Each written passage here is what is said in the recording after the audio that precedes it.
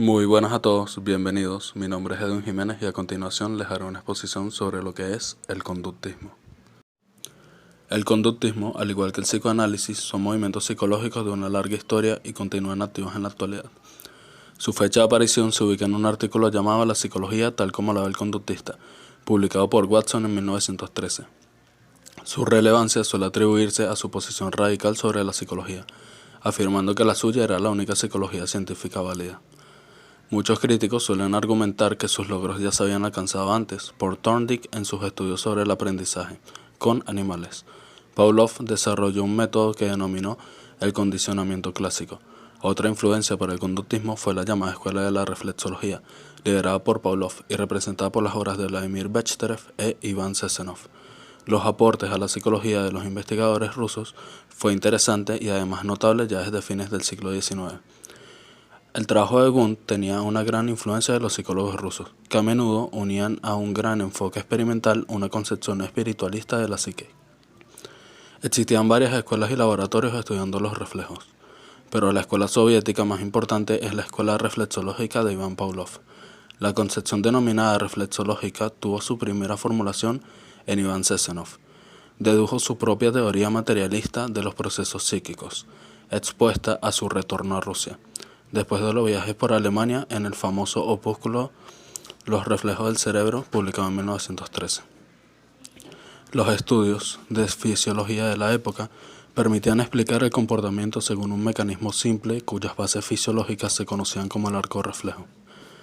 La lengua de cada nación habla, los recuerdos, las emociones, todos son procesos psíquicos derivados de la relación individuo-ambiente.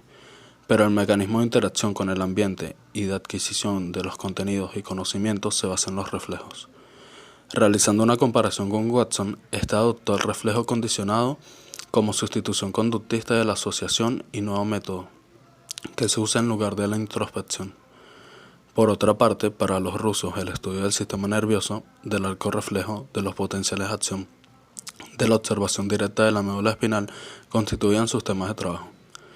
En la definición anterior destaca que el aprendizaje origina cambios permanentes o perdurables.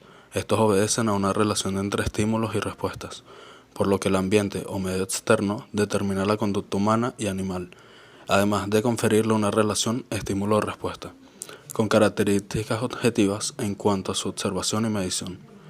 En el condicionamiento operante, el aprendizaje es un producto de una triple relación de contingencias, en la que interviene un estímulo discriminativo que sirve de señal al sujeto indicándole lo que se espera que haga o responda, quien a su vez emite una respuesta operante y si ésta es adecuada entonces recibirá un reforzador positivo, lo cual garantizará que se repita la conducta operante en el futuro. A continuación hablaremos sobre los antecedentes, principios, definiciones y características de leyes de Thorndike. El condicionamiento operante, también denominado instrumental, contó como antecedente psicológico con Thorndike, nacido en 1898 y muerto en 1911, quien inicialmente intentó estudiar la inteligencia animal por medio de las cajas problemas, en las que se colocaba un animal hambriento que debía aprender a salir de la caja para obtener el alimento. El referido autor dejó como legados las leyes del ejercicio, del efecto y de prontitud. La primera de estas establece que cualquier respuesta a una situación estará más fuertemente relacionada a la misma si se han dado mayor número de asociaciones entre estímulos y respuestas, es decir, depende de las conexiones ER. Thorndike establece que cuando una respuesta se da en presencia de un estímulo y le sigue un acontecimiento satisfactorio, se fortalecerá la asociación entre el estímulo y la respuesta. Por el contrario, si le sigue un evento negativo, la conexión estímulo-respuesta se debilitará, por lo que el efecto de las situaciones ambientales determinará la conducta futura de los seres humanos y animales. En cuanto a la ley de prontitud, este autor la visualiza como una disposición de los organismos para la acción.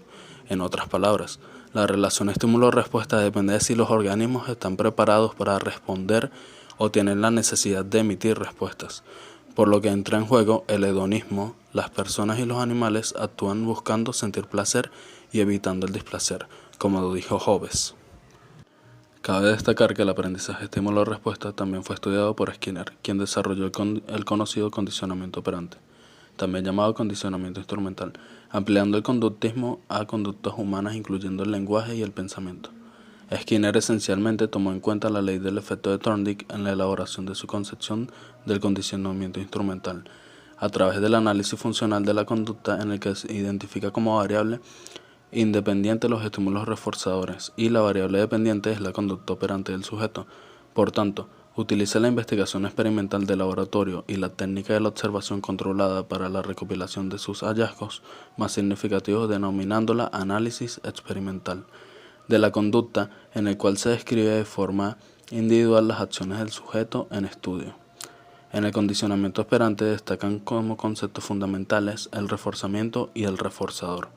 El primero designa el proceso de fortalecer a una conducta o respuesta operante, mientras que el reforzador es un estímulo que va a continuación de la respuesta y tiene como función fortalecer a la misma. Ahora bien, el tipo de reforzador utilizado, así como la forma de administración del mismo, dependerá de la historia y diferencias individuales del sujeto objeto de estudio, por lo que es conveniente previamente describir las características del sujeto, la conducta a modificar y los reforzadores que son importantes y efectivos para este sujeto. Una vez establecido lo anterior, se diseña el programa de reforzamiento, el cual señala cómo y cuándo se va a reforzar la respuesta operante. A continuación, hablaremos del aprendizaje social de Dollar y Miller-Bandura. Miller y Dollar en 1941 propusieron una elaborada teoría de la imitación o conducta de igualación dependiente. Rechazaba la noción asociacionista en favor de la postura de Hull. Miller y Dollar explicaban que la conducta de igualación con el siguiente ejemplo, de dos niños que juegan en su habitación junto a la cocina. La cocina se abría a una escalera trasera, eran las 6 de la tarde, la hora en la que el padre acostumbraba volver a casa con dulces para los dos niños. Mientras jugaba en la habitación, Juan oyó pisadas en los peldaños, el sonido familiar del regreso del padre. No obstante, el niño más pequeño no había identificado esta clave crucial. Juan corrió a la cocina para estar a la mano cuando el padre cruzara el umbral. Esta vez, Beto corrió en esa dirección detrás de Juan. En muchas otras ocasiones no hacía lo que Juan, sino que, por ejemplo, se quedaba sentado, seguía ocupándose de sus juguetes o se apresuraba a ir a la ventana y no a la puerta. Pero en esta ocasión corrió tras su hermano. Al llegar a la cocina, Juan recibió su caramelo y Beto el suyo. En esta escena, la conducta correr del imitador Beto es provocada por la del modelo, Juan, y es idéntica. Miller y Dollar creían que el imitador comienza por responder a las claves conductuales a manera de ensayo y error, hasta que acaba por realizar la respuesta correcta y es reforzado. Todas las respuestas que exhibe forman parte de su repertorio de comportamientos, y el refuerzo repetido de la conducta imitada establece la imitación como un impulso secundario o aprendido. La concepción de Miller y Dollar de la imitación como conducta instrumental aprendida fue un avance notable en su estudio científico, pero no carecía de problemas, como otras doctrinas antiguas. Su teoría postulaba que no se crean nuevas respuestas por imitación, sino que esta es la ejecución de conductas aprendidas. Pero, como hemos dicho, muchas evidencias muestran que la gente aprende por imitación.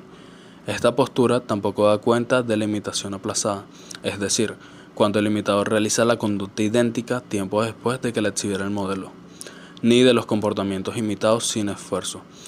Aunque ambos fenómenos son comunes, tan estrecho concepto de la imitación restringe su utilidad a las respuestas que remean con exactitud que despliegan los modelos. Otro experimento crucial para poder entender lo que vendría siendo el aprendizaje de Bandura, también llamado aprendizaje vicario, sería el experimento de un muñeco bobo, en el cual se ponía como sujetos a niños que tenían como modelo adultos golpeando de manera agresiva un muñeco bobo. Después de ello se ponía a solas al muñeco bobo con los niños, observando cuál sería su comportamiento. El resultado del experimento fue que, después de ver un modelo siendo agresivo con el muñeco, la gran mayoría de los niños eran de igual manera agresivos con el muñeco golpeándolo. Sin embargo, hubo excepciones en las cuales se da a entender que, a pesar de tener un modelo con cierto comportamiento, no necesariamente siempre se seguirá el mismo patrón. Sin más que añadir, esto es todo. Muchas gracias por prestar atención.